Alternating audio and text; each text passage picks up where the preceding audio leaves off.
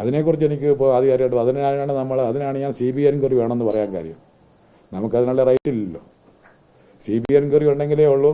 അതിനകത്ത് വേറൊരു ഏജൻസി, ഇപ്പോൾ ഇവിടെ ഒരു ഏജൻസി അന്വേഷിച്ചാലും ഈ പറഞ്ഞേക്കുന്ന ഇതല്ലേ ഉള്ളൂ. പോലീസ് അന്വേഷിക്കുന്നത്, പോലീസ് കഴിഞ്ഞ് അന്വേഷിക്കുന്നത് മാത്രമേ ഇത് ബാക്കിയുള്ള ഇവിടെ അന്വേഷിക്കുമ്പോൾ ഇത് മാത്രമല്ല അവർ പറയുള്ളൂ.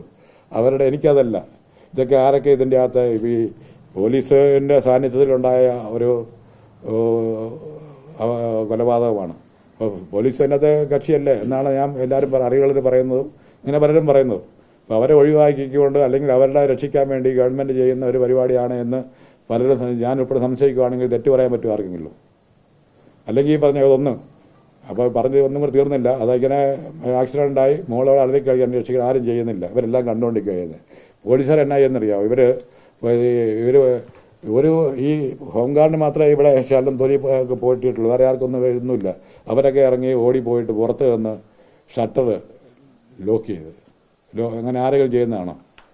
ഇവിടെ ഷട്ടർ ലോക്ക് ചെയ്ത് പുറത്തുനിന്ന് അപ്പോൾ കൊച്ചു മാത്രം ഇതിൻ്റെ അകത്ത് കിടന്ന് ഓടുക. ബാക്കി തൊട്ടപ്പുറത്തെ മുറികളിലൊക്കെ ഇവരിന്നെല്ലാം കണ്ടുകൊണ്ടിരിക്കുക, ഗ്രില്ലൊക്കെ ഉണ്ട് കണ്ടുകൊണ്ടിരിക്കുക. ഇത് കൊച്ചിൻ്റെ ലൈവ് കൊലപാതകവും കൊലപാതകം കണ്ടുകൊണ്ടിരിക്കുക. അപ്പോൾ ഇത്രയും പേര് ഈ പറഞ്ഞിട്ട് ഇവർ ഒരു കക്ഷി പോലും അതിനു വേണ്ടി തടയാൻ ശ്രമിച്ച പോലീസ് ഉൾപ്പെടെ, ഹോം ഗാർഡും പോലീസ് ഉൾപ്പെടെ 6-7 പേരുണ്ടായിരുന്നു. അവരുടെയൊക്കെ പേരും എല്ലാം അവിടെ ഉണ്ട്. ഇവരൊന്നും ചെയ്തില്ല. അപ്പോൾ ഇവനെ പുറത്ത് ഇറങ്ങിയെന്ന് ഇവനെ പല പ്രാവശ്യം കൊച്ചിനെ കുത്തി. ഒരു പോലീസ് പറയുന്ന 2 മിനിറ്റ് കൊണ്ട് അങ്ങനെ ഉണ്ട് ഒരിക്കലും മനുഷ്യന് ഒടുക്കാൻ സാധിക്കുക. നമ്മൾ വളരെ അന്വേഷിച്ചപ്പോൾ അങ്ങനെ ഒരിക്കലും സാധിക്കില്ല. അങ്ങനെ കുത്തി പല പ്രാവശ്യം കുത്തി കൊച്ചിൻ്റെ മോളിൽ കയറി കുത്തിയെന്നൊക്കെയാണ് സംഗതി പറയുന്നത്.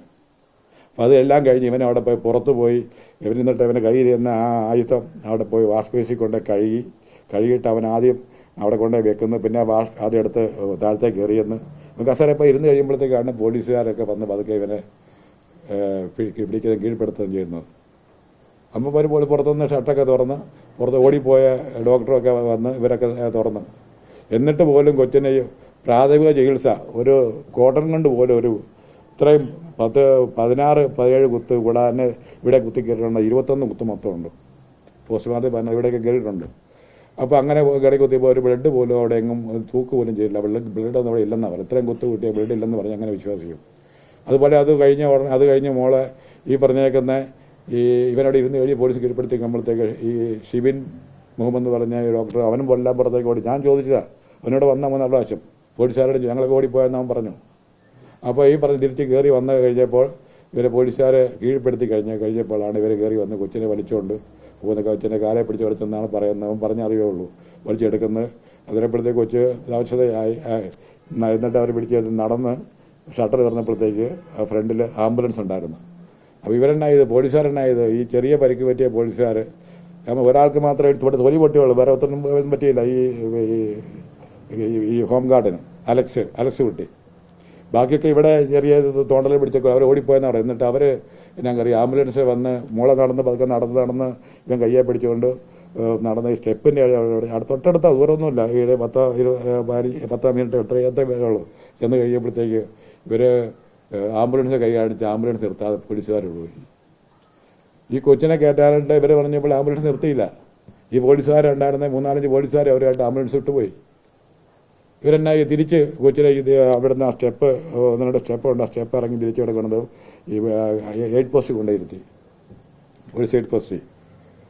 അത് കഴിഞ്ഞ് കുറേ സമയം കഴിഞ്ഞാണ് കൊച്ചിൻ്റെ കൂട്ടുകാരാണ് ഈ കൂടുതൽ നടന്ന ഈ ഷിബിൻ എന്ന് പറഞ്ഞ അങ്ങനെ അയാളെ വിളിച്ച് പറഞ്ഞ് കൊച്ചിൻ്റെ കൂടുതൽ പഠിച്ച ക്ലാസ്മേറ്റ് അവരാണ് അവിടുന്ന് വന്ന് നമ്മുടെ അസീസിയ മെഡിക്കൽ കോളേജിൽ നിന്ന് അവർ ഡ്യൂട്ടി കഴിഞ്ഞ് ഉറങ്ങുന്ന അവർ റെസ്റ്റ് ചെയ്ത് ഇവിടെ വരുന്നവരെയും ഇവിടെ അത് കഴിഞ്ഞ് 1 മണിക്കൂറോളം ഈ കൊച്ച് ഒറ്റയ്ക്ക് ഒരു ആശ്രയം ഇല്ലാതെ ഈ പോലീസ് 8 പോസ്റ്റിലിരുന്നു.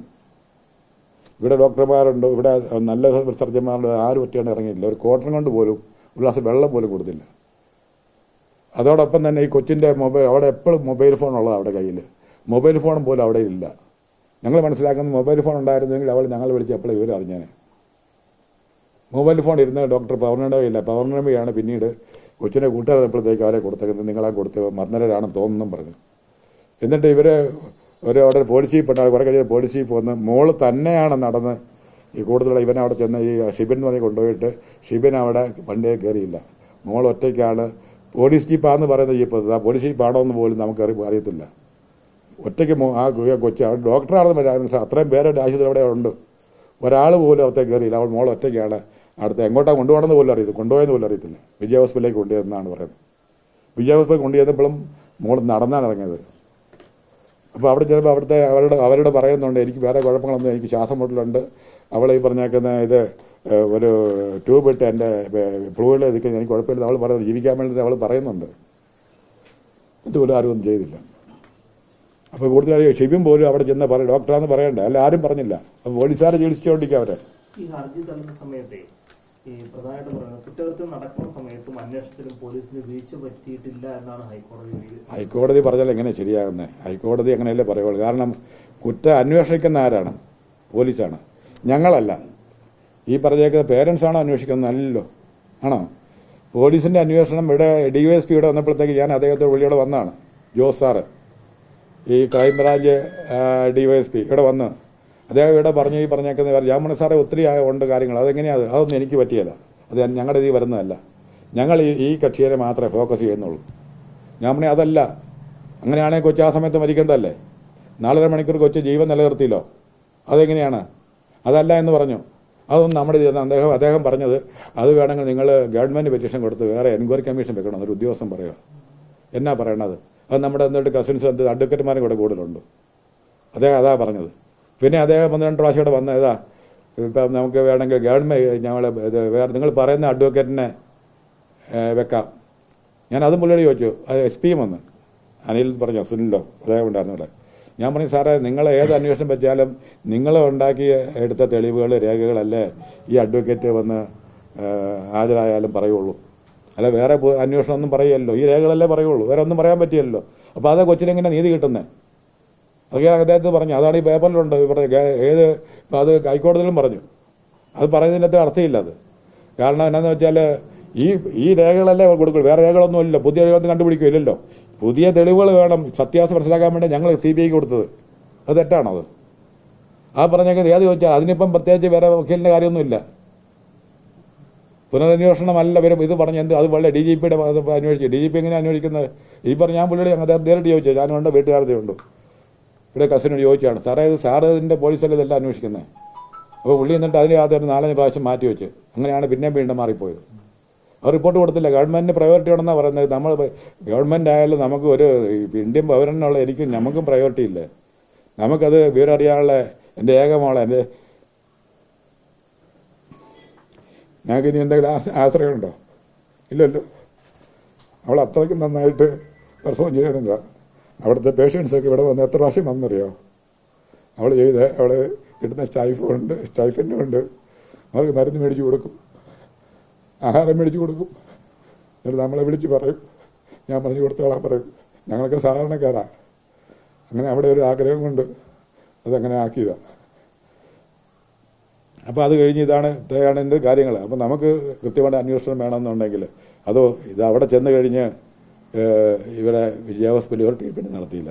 അവിടെ തൊട്ടടുത്ത് അപ്പം ഞങ്ങൾ തന്നെ അന്വേഷിച്ച് പറഞ്ഞ അവിടുത്തെ ഈ നല്ല സർജന്മാരൊക്കെ അവിടെ ഉണ്ട്. അത് ആരും ഒരു വിളിച്ച് വരുത്തിയില്ല, നോക്കിയില്ല.